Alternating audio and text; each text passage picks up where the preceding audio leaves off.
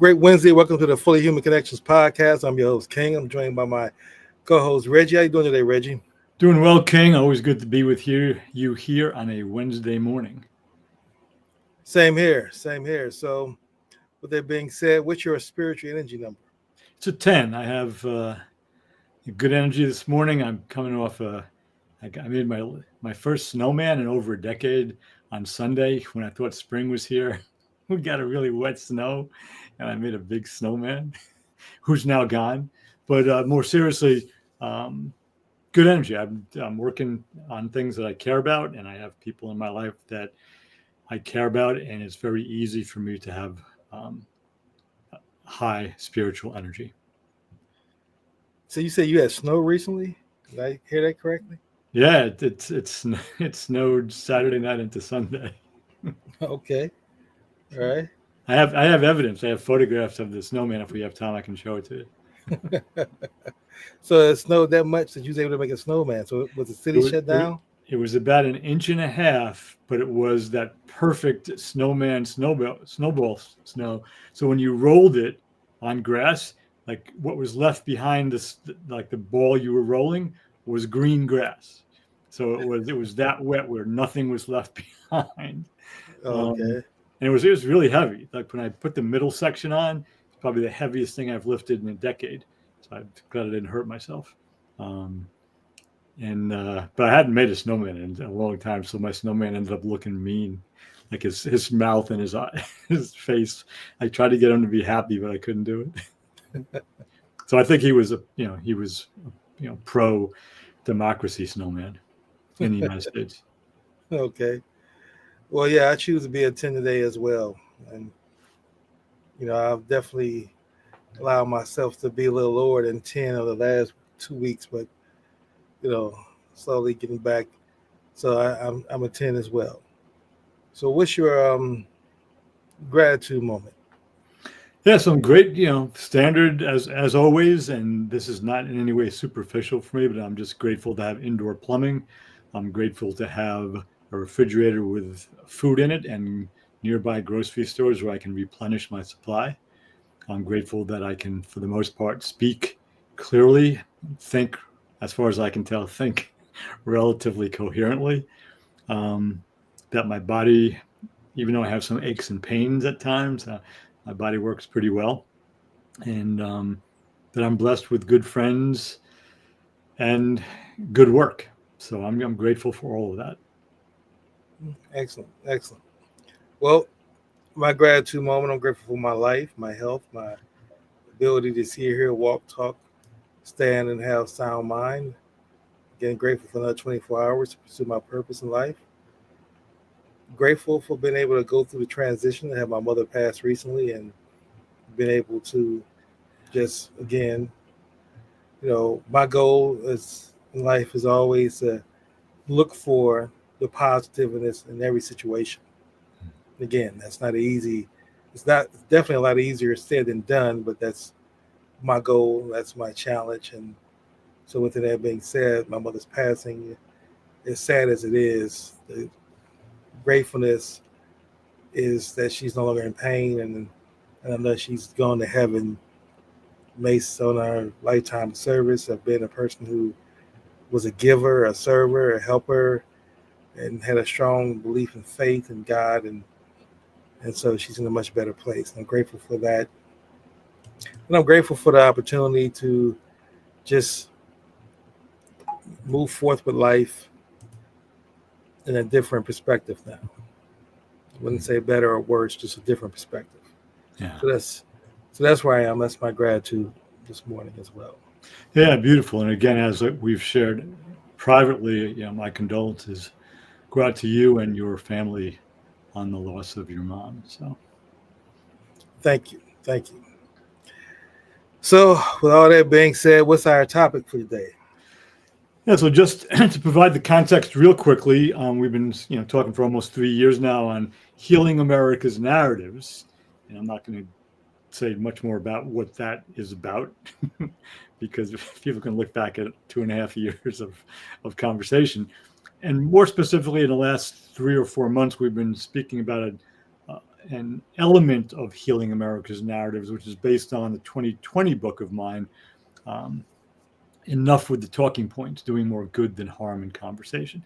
And you and I have been discussing elements of how to engage in conversation, especially when we disagree with somebody, but not only then. It's important to be skillful even when we're talking about something upon which we agree. And what we decided to do, what you and I decided to do, we mentioned this 2 or 3 weeks ago, was kind of model that, because we spoke about the governor of California, Gavin Newsom, and you mentioned some things, and I had a different perspective on them. And so you and I decided that we would just, and we have no idea how this will go if either of our minds have changed recently. But just to kind of model what we're talking about, whether we agree or disagree, we're going to employ the respect and the curiosity and the recognition of our own cultural givens and biases and other elements of good faith conversation that we've been going over for the last few months in a conversation about Gavin Newsom. And it specifically began, just to put it into context, he has what is now called the Gavin Newsom Show. It's his own podcast. And among the first guests, I thought my mouth did work okay. Among the first guests that he had interviewed were Steve Bannon and Charlie Kirk, two, significantly to the right individuals. And he basically just engaged them in conversation. He didn't, they didn't yell at each other. And some of the things that he said riled up folks on the left who thought he was a traitor and different things like that. So that's what we're going to do today. You and I are going to model that. If we don't have enough of a disagreement, we'll move into something else that's more relevant right now. But we'll just see how that goes. Again, modeling how to be in conversation with folks who might have a distinctly different view of things, or even just a subtly different view of things. Did that sound pretty much like what we agreed to do? Yes, it does. Yeah. So with that, I'm going to let you, with that introduction, why don't you get started and just put out there, your views once he started interviewing these people from the right and how you saw that. I think that's how we actually began talking privately. All right. Well, my perspective is this. I get that his strategy and his approach is to run for president in maybe 2029 or 2028, I'm sorry. And so this is his strategy for reaching across the aisle. And now for me, I look at that as a wrong strategy, because in choosing that and choosing to try to tap into those people who he's had on a podcast, Charlie Kirk, Steve Bannon, and the other gentleman, I think that those three individuals are this. I wouldn't want their audience if I'm a person of faith and justice and being a person of integrity, because I believe the people who are influenced by those three individuals themselves, not just Republicans, period, but folks who follow Charlie Kirk. Charlie Kirk has said racist things. Mm-hmm. We can't have a civil conversation with someone who has a racist belief, in my mindset. There's nothing civil you can give me that can make me understand your perspective on being racist and bigoted in that respect. We may disagree when it comes to things like climate change. We may disagree on a woman's right to choose, some of the other conservative versus liberal type of policies and talking points and ideology. But when it comes down to discriminating against people, having racist views against people, there is no finding middle ground in that perspective.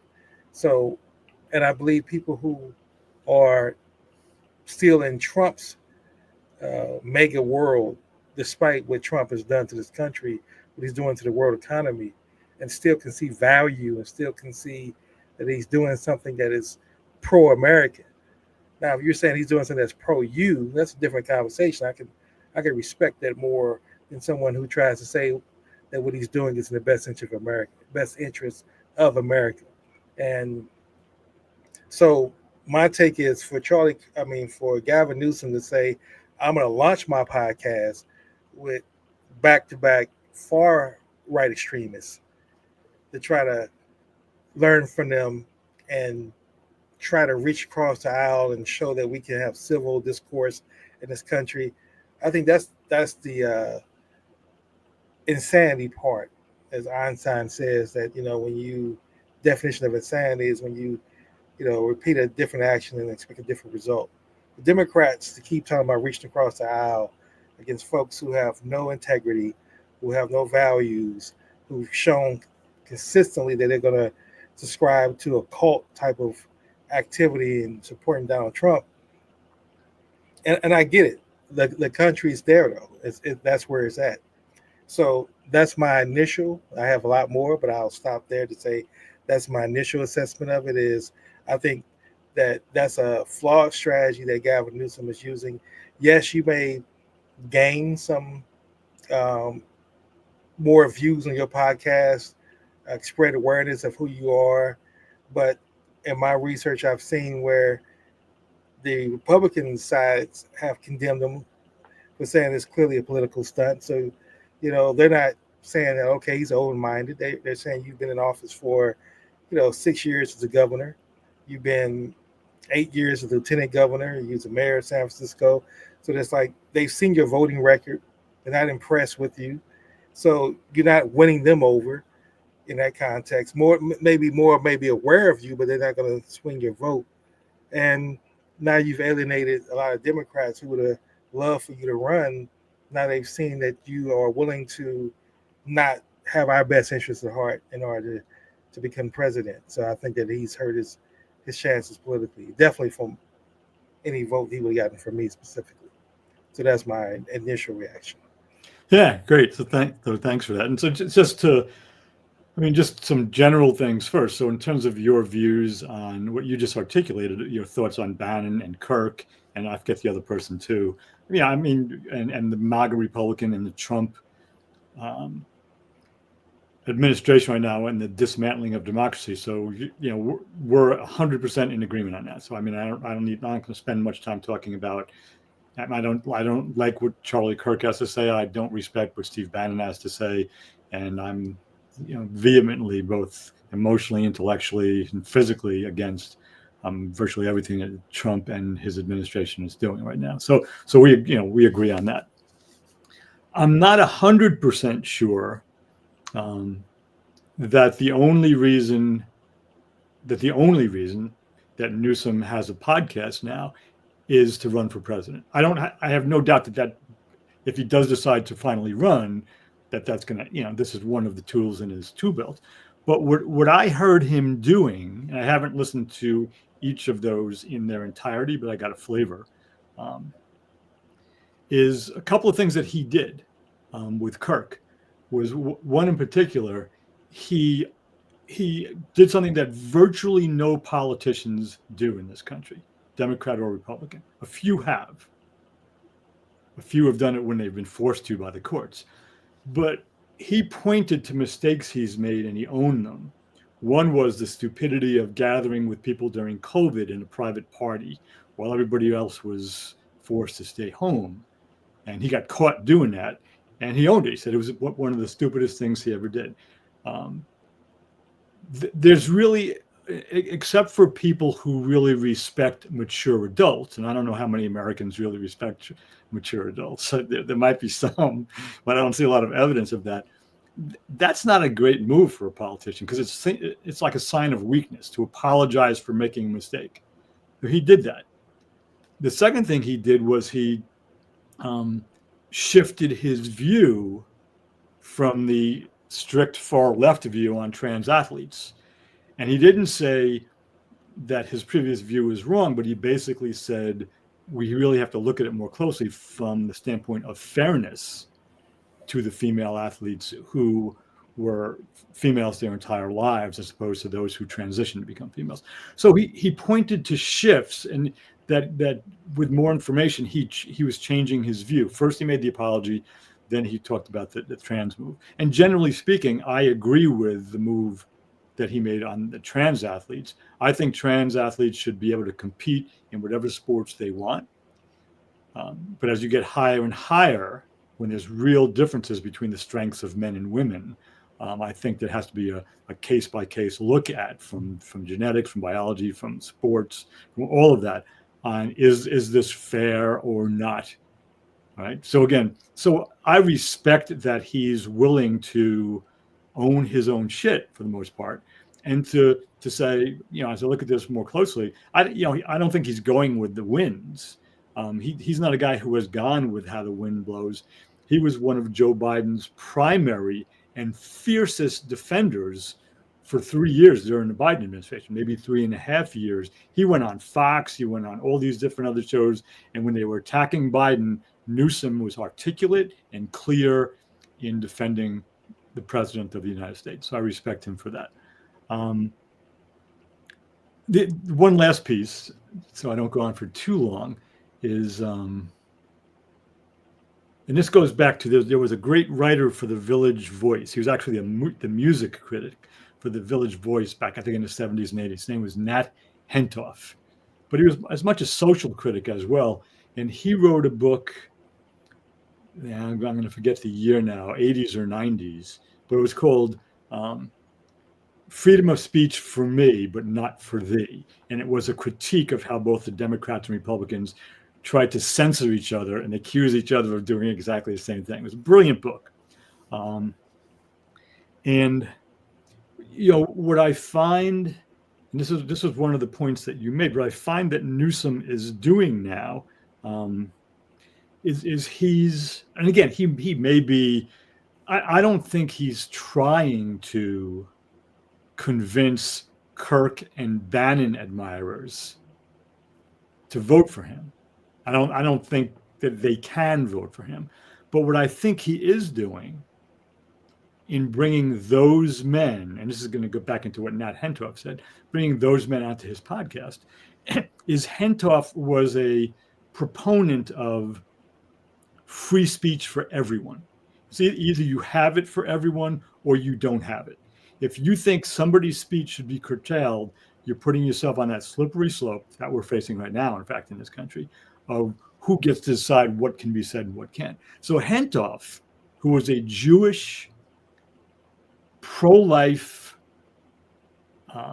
anti-racist liberal, he had this unique view of being actually he was an anti-abortion guy, and that's this whole different thing. So he wasn't considered liberal enough because he had that view.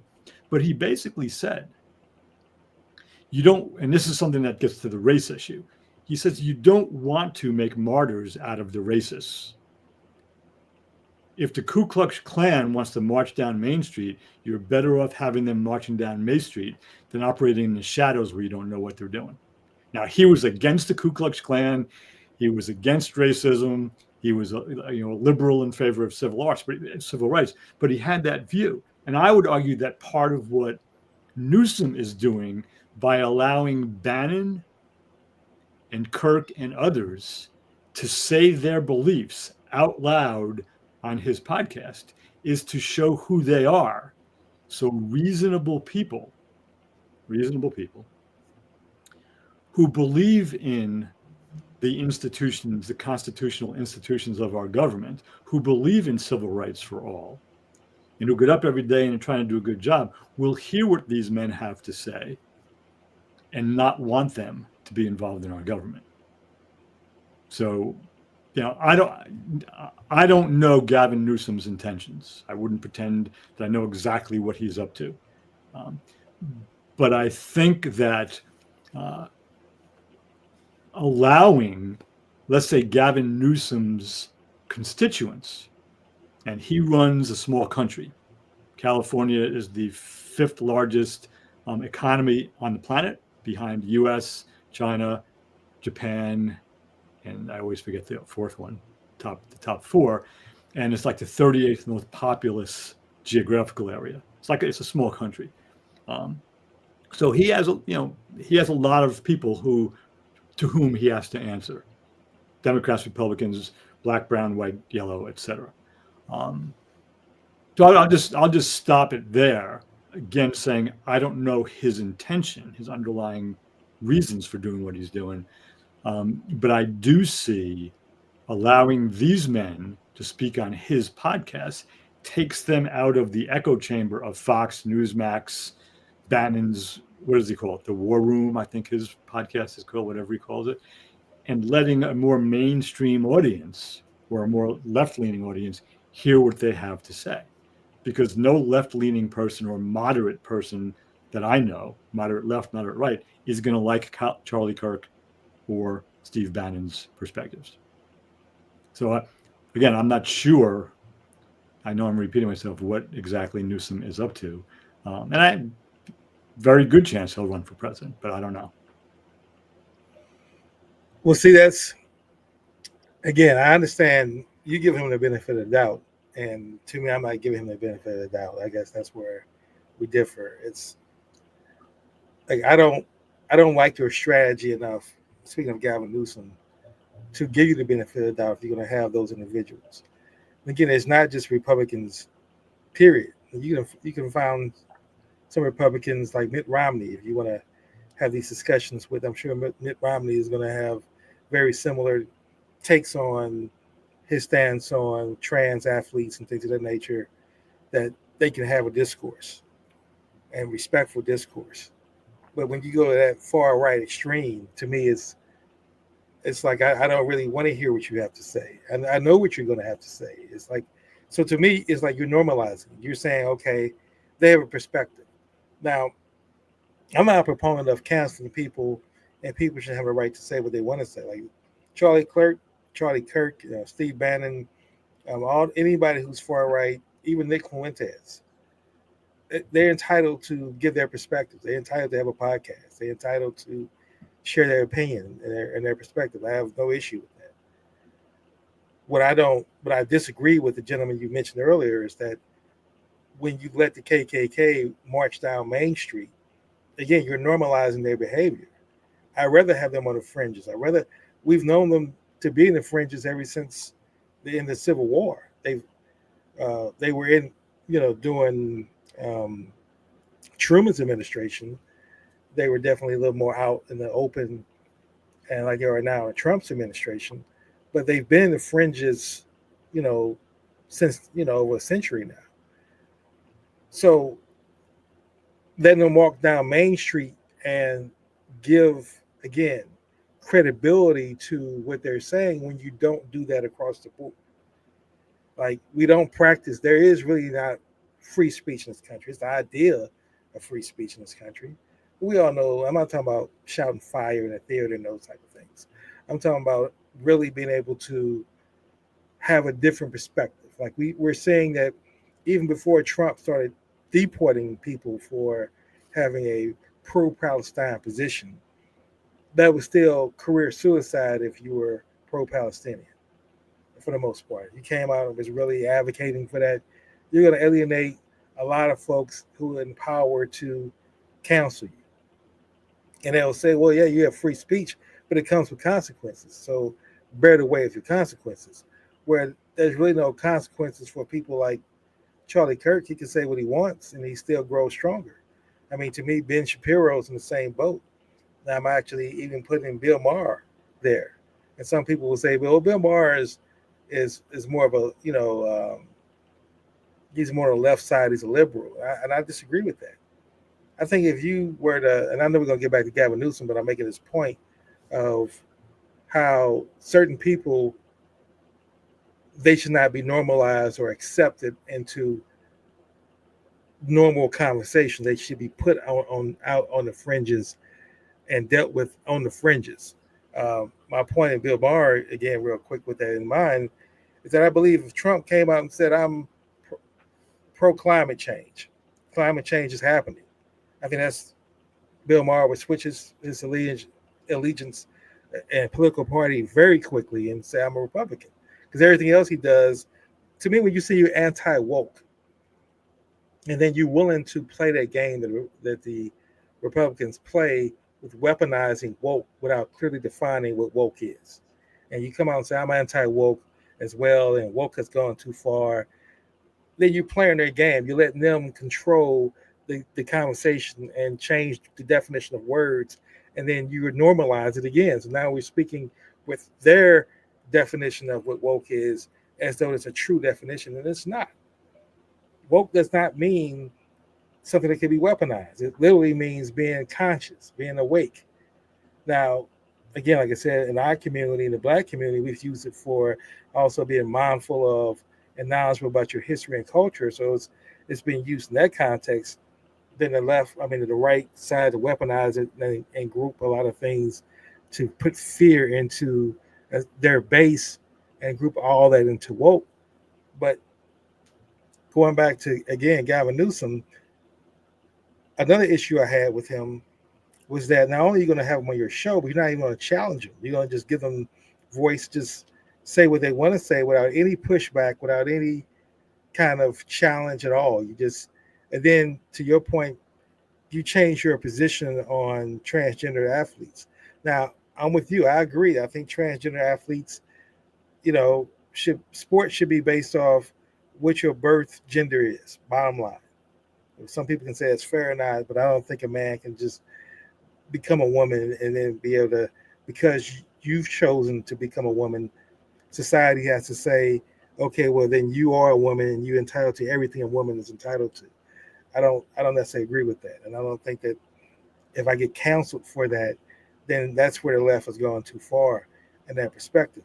But I think Gavin Newsom could have changed his political opinion on that without having someone as far to the right as Charlie Kirk. He could have had anyone else on this podcast and shifted that thinking there, and it would have came across better. More people have been inclined to listen to that. But see, when you have certain people now that has platforms, like there's nothing Ben Shapiro can say to me that's going to be thought-provoking that I'm going to agree with. Same thing with Charlie Kirk. Same thing with Steve Bannon. I mean, this man just was on Bill Maher's show and he talked about, ignoring the Constitution totally, and Trump should be able to run for a third time. And Constitution's left to interpretation. It's like you can't give those people a platform to spew that nonsense, because again, now you're normalizing it. Now you're giving them an opportunity to talk to your audience that you worked hard in building, your brand, your influence, your constituents who have a vested interest in you because of the time you built up and your track record. And you're saying, I'm going to force you now to listen to these individuals who I don't want to listen to. I mean, I've seen Charlie Kirk's discussions before. I close by saying this point as well. It's like right now, and this is why I'm going back to freedom of speech.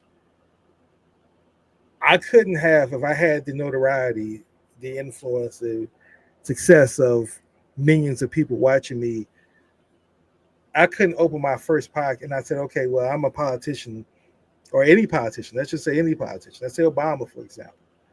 If Obama, said, okay, well, I'm going to continue to try to reach over the aisle and show people that we could be civil in this country, I'm going to invite Kanye West on my podcast as my first guest on my podcast.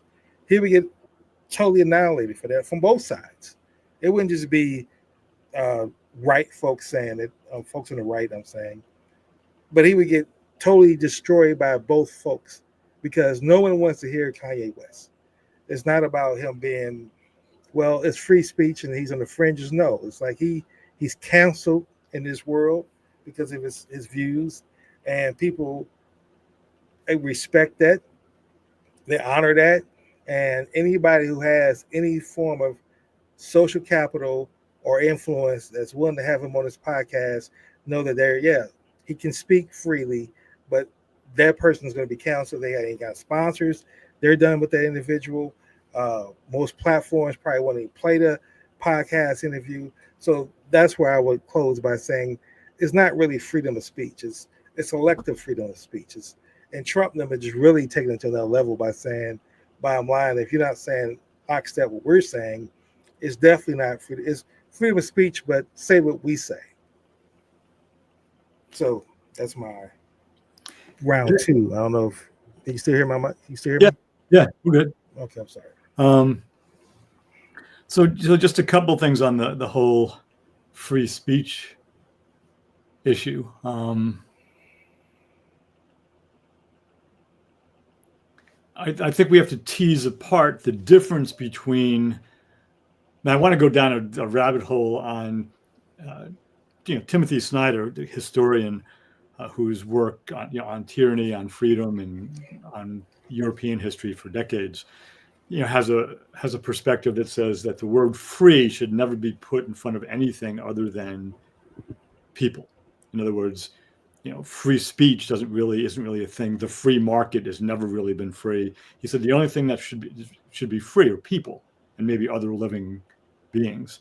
And that would take us down a rabbit hole I don't want to go to. But I do want to say, though, about free speech is there's a difference between the freedom to make your views known and possible consequences of doing that, which you alluded to. If you do certain things, if Obama brought Kanye on, he'd be criticized both the left and the right. And there's other examples where you speak up and you get criticized and canceled. And that's one of the risks of standing up and speaking openly. And I've thought about this for some years. So would I rather live in a world where there are some constraints on freedom, including there'd be constraints on canceling people? So I can say certain things, but nobody can cancel me. So that's not really free speech, but it's safer speech. Or would I rather live in a world where I can say whatever I want and take the risk of the consequences? So we have a real life example of that now, which you alluded to. And I agree with you 100%, where the Trump administration is pushing back against free speech. They're doing it in Orwellian language. In other words, up is down, left is right, straight is curved, curved is straight. And they're basically talking about the freedom of speech. We're returning freedom of speech in this country by banning these words from any federally funded institution, including the federal government. Words like woman and binary, and then several hundred words. We're getting over 300 books out of the Naval Academy because they speak about equal rights, although Mein Kampf is still in the Naval Academy. And we're trying to shut down the freedom of law firms, journalistic institutions, and major universities from practicing freedom of speech. So de facto, the Trump administration is trying to say, well, this language is okay and that's not. And my argument around Gavin Newsom and Charlie Kirk and Steve Bannon is that as much as Kirk and Bannon are distasteful to me personally, I mean, I think you and I agree on why we don't like either one of them. But I really believe that it's a slippery slope if we start criticizing people for engaging in conversations with the people we don't like. That's probably my foundational point.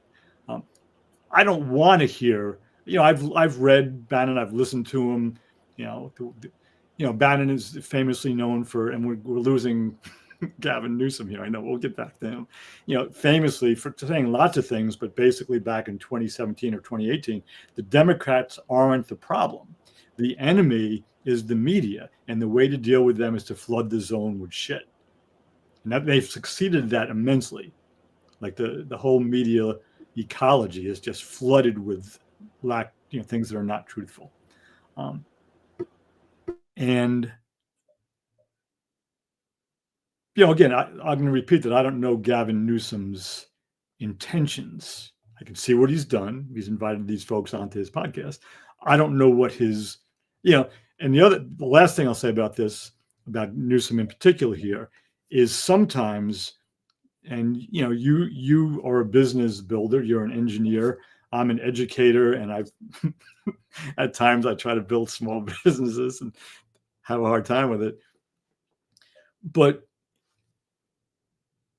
sometimes there are, 10, or there are 3 or 5 or 10 or 25 steps to get to the place I want to get to. And if I look at any 1 or 2 of those steps, they may seem illogical, or it's not really clear what I'm doing. But once I see the context of all the steps, it might make more sense. Now, am I saying, do I know Gavin Newsom is building towards something and the first few steps are making people uncomfortable? I don't know what it is. Again, I'm repeating that. I don't know his intention. I honor the fact that you don't want to see those guys on his podcast if he's serious about being president. I get that. But I just think that showing these people to a different audience, showing who they are and what they believe to an audience that wasn't going to go to the war room or to whatever medium carries Kirk. And Kirk had virtually no following, and he got funded by the Council for National Policy and other major funders. So he was a nobody in terms of having any real following, and he got millions of dollars put into him. So then he got better marketing, and now he has more of a platform. But he was not really much of an influencer. But he became that because of the money coming in. The last piece, which ties back into this, is Project 2025. Even though anybody can download the PDF of that now, 922 pages, I think. Most Americans don't read, so they're not going to read, especially 900 some odd pages. But that wasn't put out there in the public for all to see while it was being written. That thing was being written since 1980. Right. Literally. Had every American had access to what they were building, it would have been better for people who really believe in equal rights and civil rights and freedom of speech than it was when it first came out. In basically late 2023, I think, is when it was first available to be read. But by then the damage was done. They had an infrastructure in place. This is where Nat Hentoff's point comes in. And again, and I hate to use the Ku Klux Klan because I have a despicable, visceral response to them, any white supremacist group. I mean, you know that, but I don't have the perspective of a black person looking at that. But Hentoff's point was, if it's hidden, it can do a lot of damage. If it's out there, there's going to be counter protesters, and there have always been, not in 1865 in Pulaski, Tennessee, when the Klan first formed. But in the 20th century, there have always been protesters when the Ku Klux Klan have publicly demonstrated. And again, I don't want them marching down Main Street. But if we say they can't have a permit to march down Main Street, who will the Trump administration or any totalitarian ban from marching down Main Street? Either we all can march down Main Street or we can't. And that's the real danger here that I think Newsom, again, I don't know his intention, may be tiptoeing towards. Okay, let's show these people who they really are to my followers. And I don't have a need to mock them or to counter them, just let them speak. Because I think he has more steps in his strategy down the road. But again, I haven't spoken to Gavin in decades, so I don't really know. All right, well, I'll give my rebuttal on the other side. I want to take our break now. Okay. And then we'll pick back up our conversation on the other side. Sounds good. The playbook for growing a local business online is simple. Capture new leads, conversationally convert those leads into sales, turn those customers into positive reviews, and then reactivate those customers into repeat buyers. And that's exactly what our platform does. In order to consistently generate new leads, you first need to be found. The quickest way to get search engines like Google to put your business at the top of search results is by having a steady flow of positive reviews. With our platform, you can show up in search and stand apart from your local competition by easily collecting new customer reviews through text. But getting found is only the beginning. Most consumers choose the first business that responds to them. So unless you start conversations with potential customers almost instantly, they'll go somewhere else. That's why we make starting conversations with website visitors as easy as clicking a button, connecting you instantly through text message so the conversation doesn't end when they leave your website. And we bring all your leads, no matter where they come from, into a single conversation stream that supports text, email, video messaging, Google Business Chats, and even Facebook and Instagram DMs, so you can respond faster and more efficiently than ever. When it comes to turning all those conversations into customers, we make collecting payments just another convenient part of the combo, so you get paid faster no matter how they prefer to pay. Next, you'll want to turn your new customers into happy reviews, which is a snap with our new review request quick actions. The more conversations and customers you generate, the easier it becomes to drive repeat business. We make reactivating contacts into customers as easy as, yup, you guessed it, the push of a button. With bulk actions, you can send out text and email campaigns to generate new sales whenever you have a new update, promotion, or story to tell.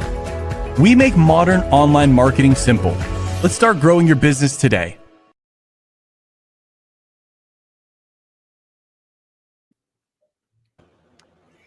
And we're back. So back to the Fully Human Connection podcast. I'm your host King, and I'm joined by my co-host Reggie, and we're discussing Gavin Newsom as our topic for today, just to show that we can be fully human and have discourse and show in real time how two people can have a civil conversation but not necessarily agree as far as their perspectives. Now, with that being said, I want to piggyback on what you said. A couple things. Again, I still argue the point that the free speech in this country is selective. It always has been. Mhm. I give you an example of what I mean by that. When President Obama or candidate Obama at that time was running for office, presidential, in 2008, and a pastor that he listened to, Jeremiah Wright, that gave him a lot of great advice. He went to one of his sermons, and because of his controversial statements that he were deemed controversial by some, Obama had to pretty much distance himself and then denounce his statements publicly.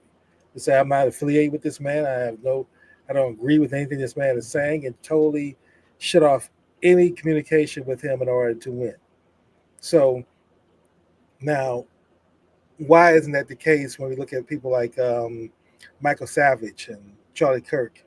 They've said worse things as far as being a black person than Jeremiah Wright has said about offending white people. Yet and still, there's no denouncing, there's no distancing. He can come on his podcast, let him speak his racist viewpoints, his Bannon's anti-democracy and constitutional perspective. And again, now I'm not saying that Gavin Newsom should not be allowed to, as far as legally. I'm saying he should have I agree with freedom of speech that he should be allowed to have anybody on his podcast he wants. But it has a consequence. The consequence is you lost me as a voter. So if you are going to run for 2028 and you're running against somehow or another, they may Trump, which I wouldn't be surprised if they did, be able to run again for a third term. They alter the Constitution, and that's who he's running against. I'm just not going to vote. And people can say all day, well, you just help Trump get elected. I think, to be honest, Trump is going to get elected. If Trump's allowed a third term, that's another conversation for another day. But if he's allowed to run for a third term, he's getting elected whether I vote for him or not in my blue state, supposedly.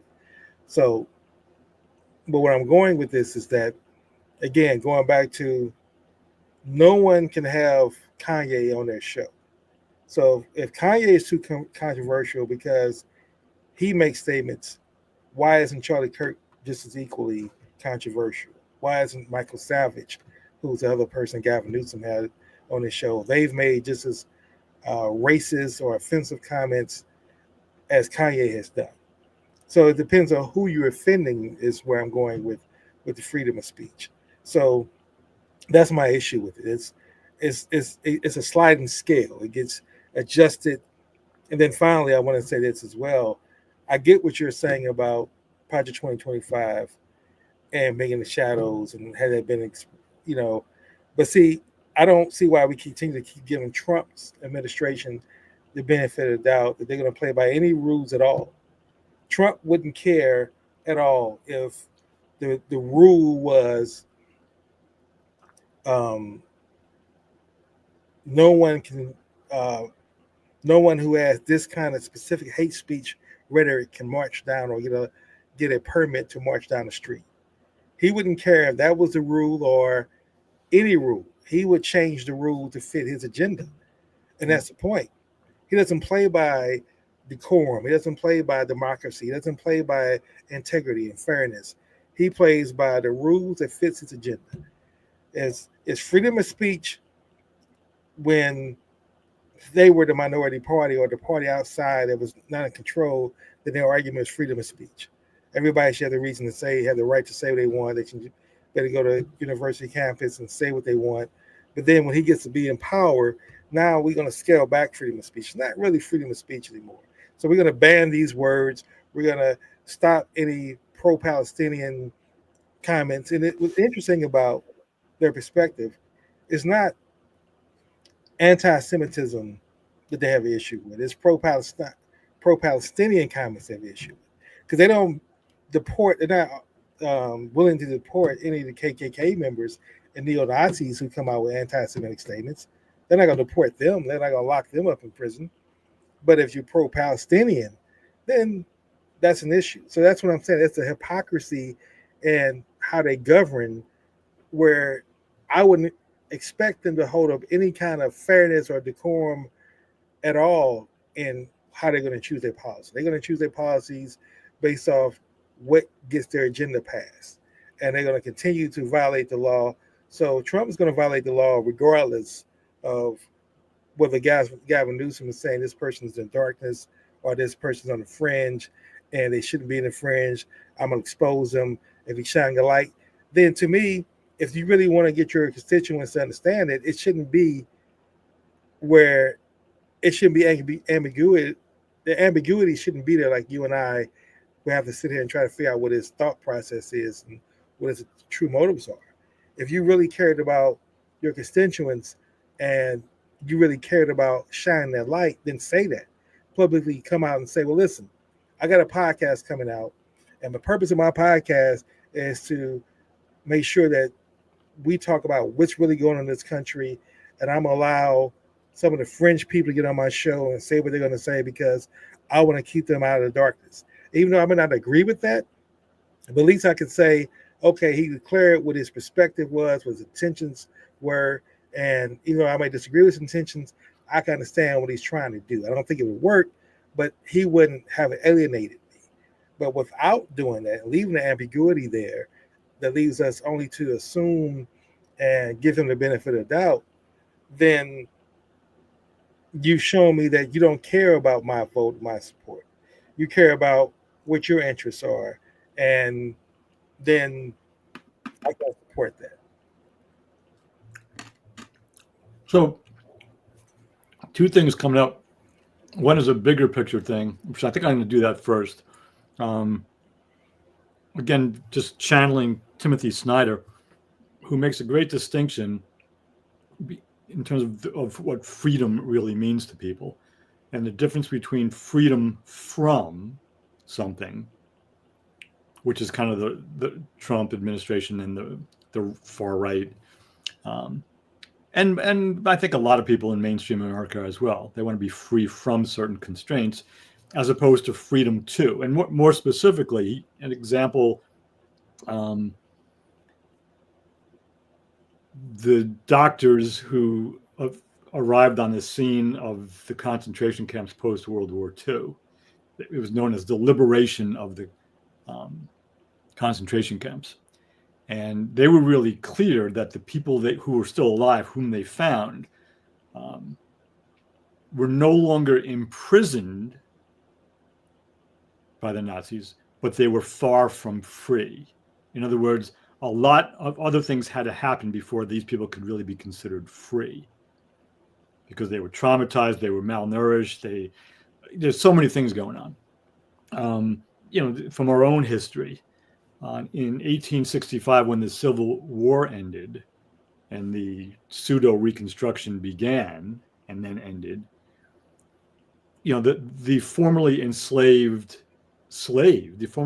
peoples weren't really free through the late 1800s into the 1900s and into the, well into the 20th century, because the freedom to live my life in a way that I choose to, the slavery institution was gone. So I was free from being enslaved, or I was free from the concentration camp.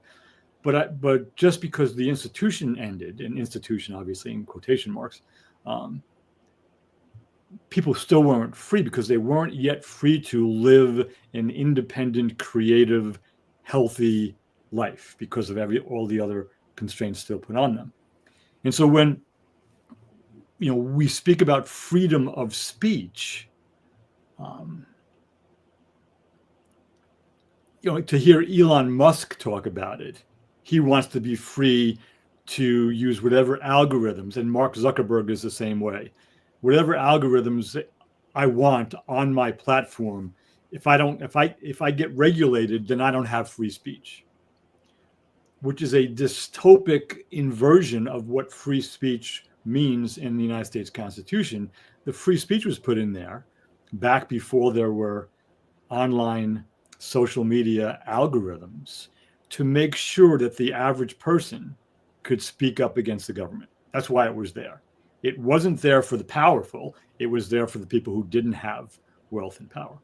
So, coming back now, to this idea of freedom from barriers, which is the Steve Bannon, Donald Trump, Elon Musk view. We're going to take down all the regulations so there can be a free market and everybody can get enriched.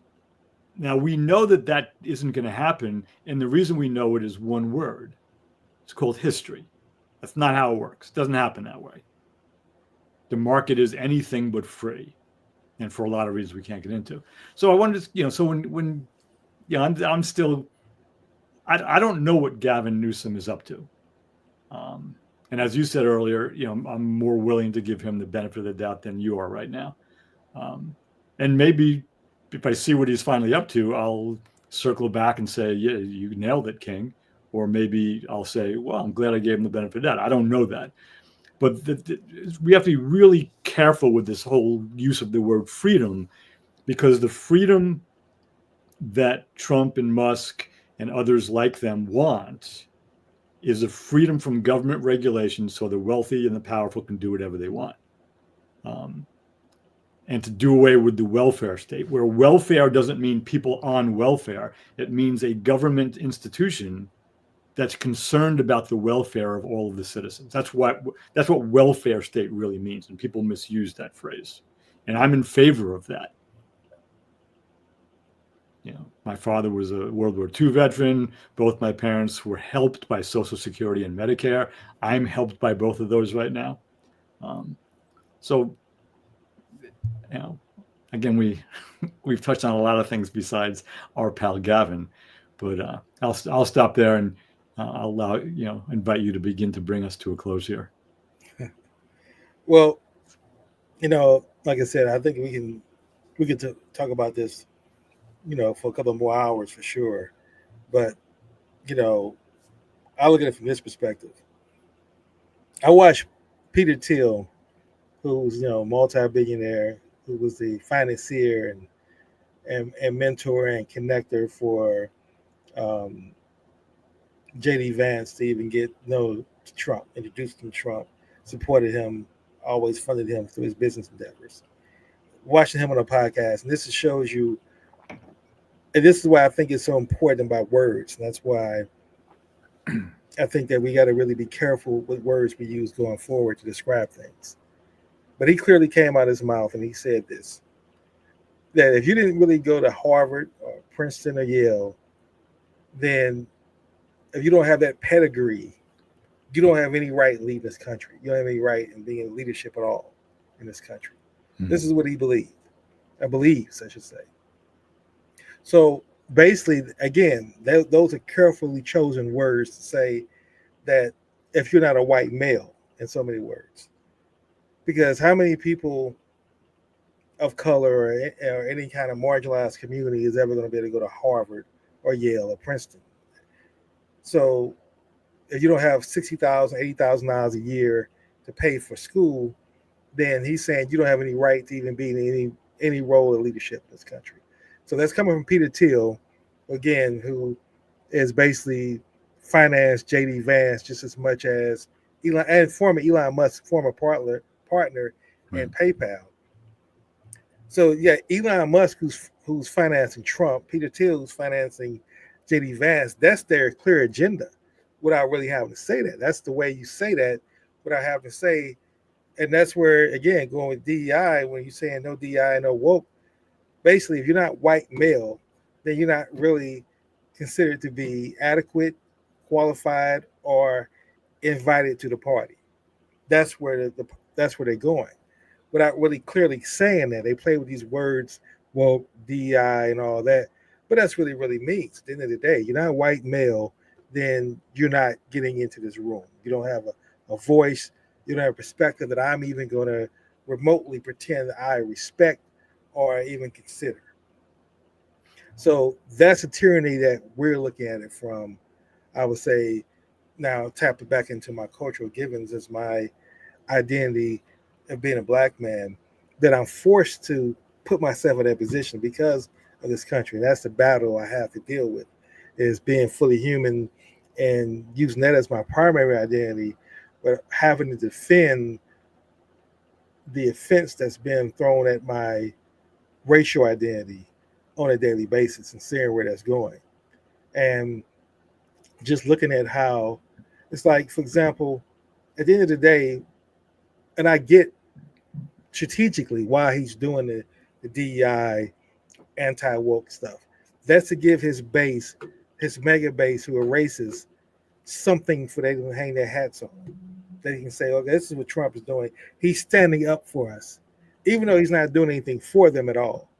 But to say, I'm going to take this away, I'm going to remove these books, keep, like you said, in the Naval Academy, moving Maya Angelou and keeping Hitler's book, Mein Kampf, in there. I mean, those things are clearly intended to trigger. It's like, at the end of the day, how is that improving and making America better? And see, this is where I have the issue I have with the media. Don't want to ask that question. See, that's a question I would love for a reporter or a journalist to ask any of these politicians from the right who advocate for that. Explain to me how that makes America better. But they're not going to get held to that standard, or be held to be accountable to the actions, because I don't see how they can answer that question without saying something racist. So they never really have to answer that. They just get told, well, we took off certain black folks from, their books from the shelves and all that. But at the end of the day, it's designed to keep his base happy, which is what I believe. Keep my base happy so my base doesn't come and have a revolution, because I'm going to keep them from being able to generate revenue. I'm going to, again, move all the money to my rich billionaire buddies. So to keep them from revolting against that, I'm going to give them little scraps of racial bigotry to feed on. And that'll keep them happy, that'll keep them sustained, because it always has. Throughout the years, it always has. This country has always been about truly classism more so than racism. Racism gets put out there as the boogeyman.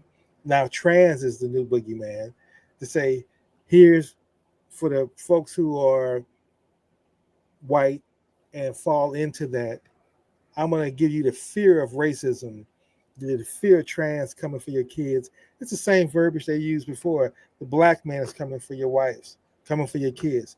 Trans men are coming for your kids. They're coming for the community. So that's the code word they use now. But the objective is the same. It's to keep us bickering and seeing each other as enemies while the rich get richer and take all the resources away. And that's what I don't see changing. I don't see Gavin Newsom being able to have any strategy that's going to get that voter again who listens to Charlie Kirk and votes for Donald Trump and still supports him right now, despite what he's doing in this country. You're not winning that person over to your side of the argument. You're not going to get those individuals to say, well, I didn't really like Gavin Newsom before because he had Charlie Kirk. That shows that he's open-minded. It doesn't show you open-minded, especially when I can play videos of Charlie Kirk talking on Fox to Sean Hannity, saying that it's clearly the reason Gavin Newsom did it was for a political stunt. So he's downplaying the significance of being on this show, denouncing it as a political stunt just to run for office.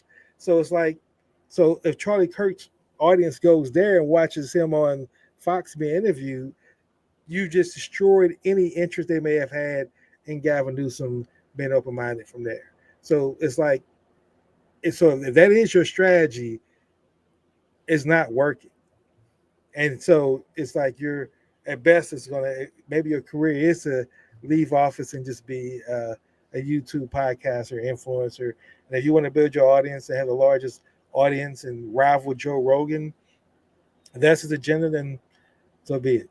But I don't think he's going to get into the presidential office, because I really, and I close by saying this, it's already 11:02, that I think, and he talked about the branding hurting the Democratic Party and how the Democratic Party is polling so low. I think what a lot of people are not taking into consideration with the polls of the Democratic Party is that more Black people are being disinterested in voting Democrat. And that's what's happening. They no longer believe Democrats Kool-Aid anymore. And so just being able to say, well, you got two parties in this country where it's clearly Republican Party is going to kill you and brutally kill you. And the Democratic Party has always been, well, we won't kill you, but we'll keep you around for scraps. That message is no longer working. And you see that because of all the protests you constantly see happening in the country, you don't see many Black people out in the street. Because Black people that I've talked to and Black people whose podcasts I listen to, and I hate to make this a race thing, but I'm making it a race thing because the country makes it a race thing. That I've been forced to have to look into that from that perspective. I'm giving the perspective of a Black man, my identity in this context, is that because we clearly see that you can protest peacefully in this country without the police being out there in riot gear. See, that's something that we're not used to. Is if you're Black, if you watch any of our protests, the police are always out there in riot gear, riot shields. There's tear gas, there's rubber bullets. There's always this. We got to meet this force on the street with this kind of force. But when other folks protest, everything's civil. No one's really getting arrested. There's no riot gear. I haven't seen that one since Black folks have not been in the street. I've not seen one protest where there's been riot gear and police out there to make sure that they keep order, so to speak. So that just shows clearly the difference in how this country operates. And it's clearer more than ever before. And to be honest, and I close with this, I prefer it this way. I rather, as you saying, going back to the point you were making before, that's always been on the fringe, but now it's right here in our face. We see it. There's no hiding it. There's no sugarcoating it. It's right here in our face. So I close with that. And I just wanted to just make one real point about the race and gender and trans and who's the latest boogeyman piece. And it's the thing that you and I have spoken about consistently for the last 2.5 years is, and this is my strong bias, and it's, I could, as you know, I can back it up. Underlying all of that is developmental worldview. So when I look out at the world, am I concerned just about me This is a shorthand for research on adult developmental worldview. Is it about just me? That's Donald Trump's worldview. Whatever I need to, it's me against everyone. He has no loyalty going out towards anybody, but he demands loyalty. Everything is for his self-aggrandizement. Or is it about my group? And that's across the board. If you want to do it by race, there's the white people and the black people and the brown people. There's the women, there's the men, there's the gays, there's the straights, all these different groups. There's Republicans, Democrats, there's Yankee fans and Red Sox fans and Orioles fans. I mean, so, we can go on and on, all these different groups, Catholics and Buddhists and Jews. And that's where the vast majority of people on the planet, and by default in the United States, live. Our group against that group. The next developmental level is it's about all of us. And as I'm using this now, all of us means humans. It's a species-centric view as opposed to a race-centric, gender-centric, religion-centric, political party-centric. It's a species-centric view. So there's no way we mistakenly deport somebody to El Salvador. There's no way there's a disparity between when the police come out, if there's mostly black protesters versus mostly white protesters. There's no way there's discrimination against somebody because they happen to be gay, and on and on and on and on and on. And there's no magic formula for why and how people develop from me to us to all of us. And the last one, where virtually nobody is, it's all that is. I identify with everything, so I care about the planet too. And I'm not, in no way am I minimizing political parties, the social construct of race, gender differences, orientation differences. I'm not minimizing any of that. It's real, it's de facto, it affects us every day.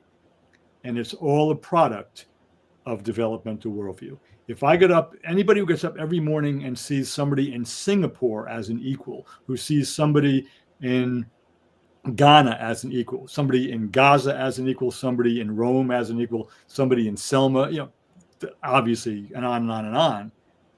My worldview is just completely different. It's harder for me to do anything that would dehumanize or hurt another human being. I won't do it. Maybe in self-defense, defend my family, immediately in a moment. But I'm not going to do it as a strategy or a tactic or an agenda. And that's the underlying piece, which we are so far, well, in fact, which we're being exacerbated now because of the current administration, who has deliberately developed an us versus them perspective and keeps selling it in completely Orwellian, dishonest ways.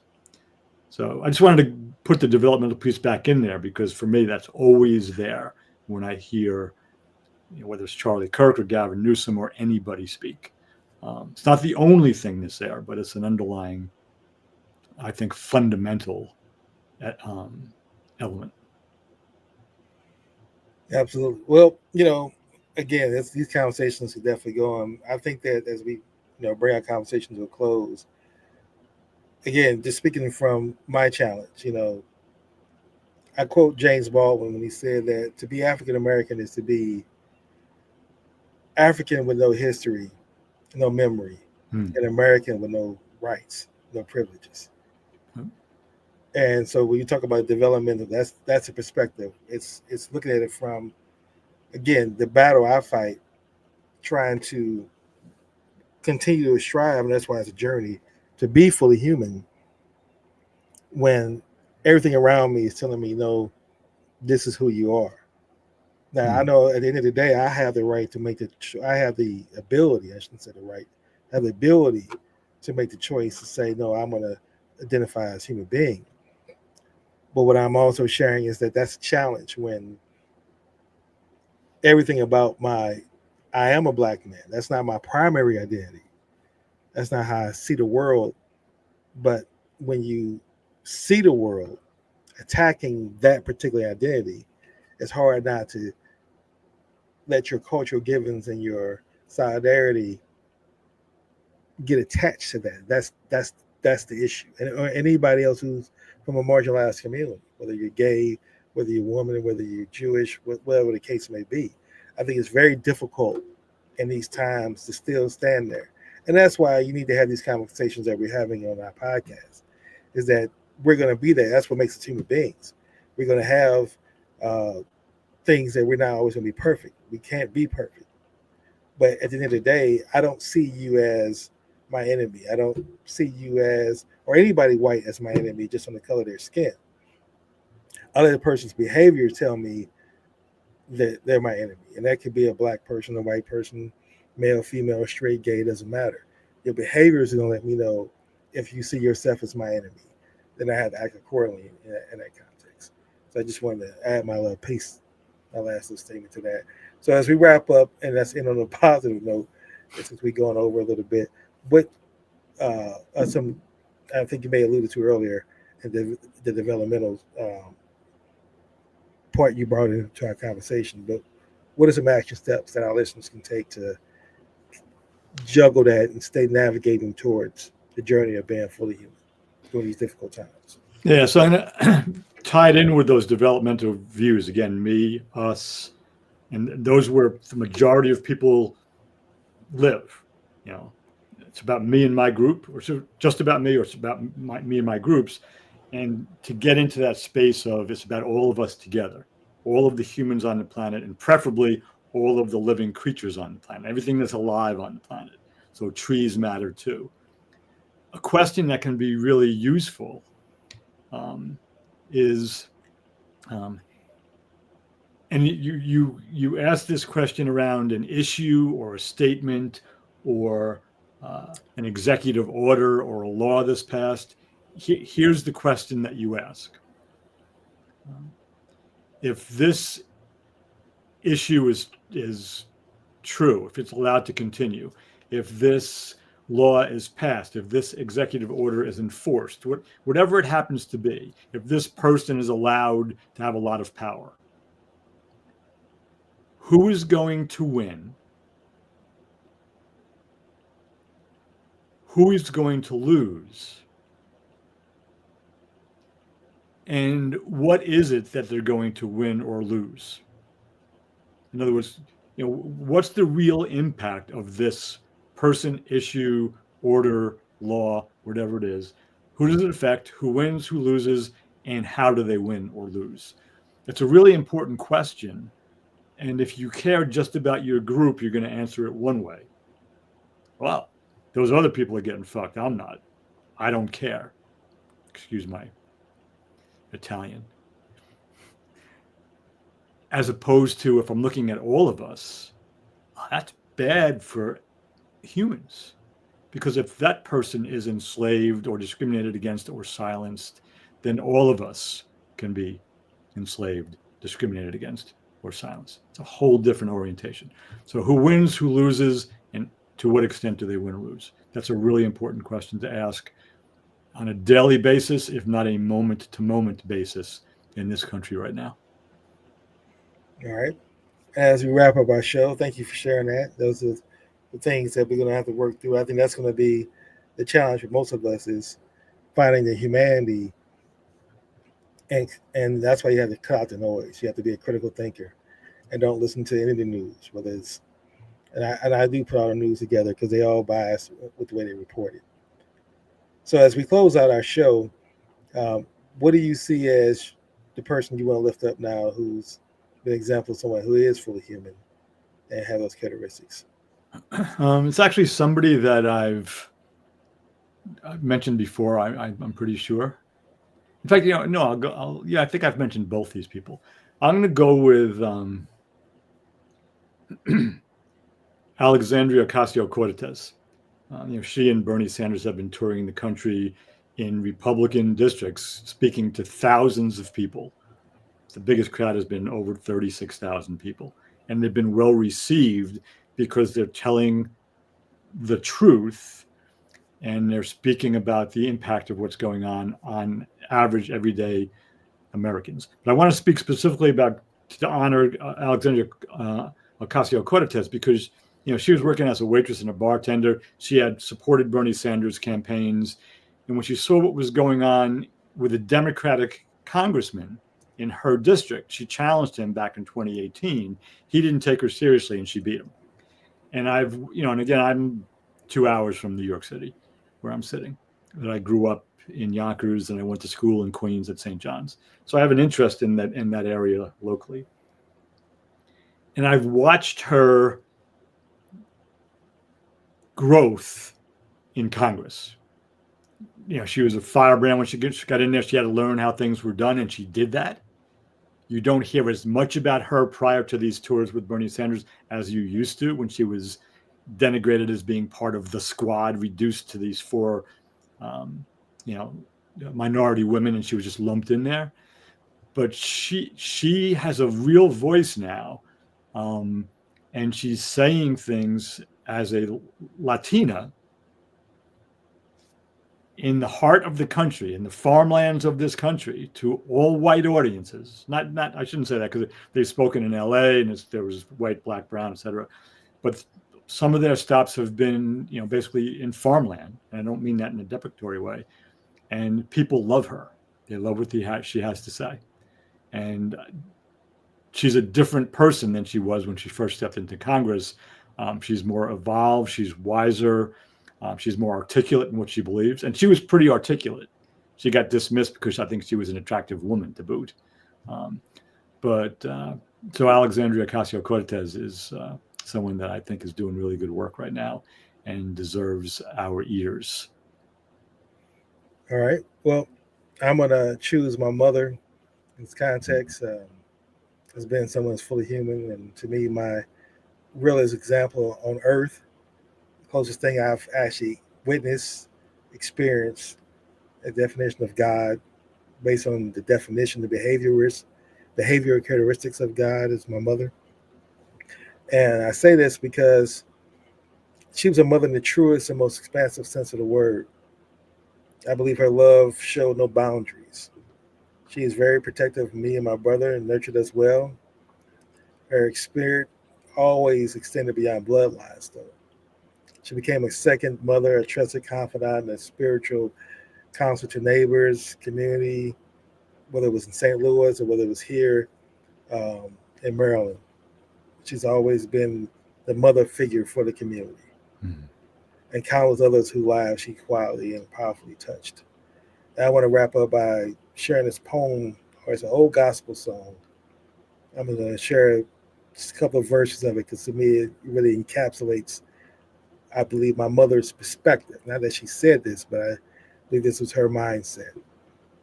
And it goes, if I could help somebody as I travel along, if I could help somebody with a word or a song, if I could help somebody from doing wrong, no, my living should not be in vain. No, my living should not be in vain. No, my living should not be in vain. I can help somebody as I'm singing a song, my living should not be in vain. So, we the Kings, my mother, that's who I want to hold up as example. If I can only use her life as a blueprint, as a true roadmap of how to be fully human and touch people's lives and leave a legacy. And that's the person I want to model myself after. Yeah, beautiful. Thank you for sharing that, King. And I, as somebody who was a distant witness to your caring for your mom over this last year, I just have a lot of respect and admiration for you as a son that she can be very proud of. Well, thank you.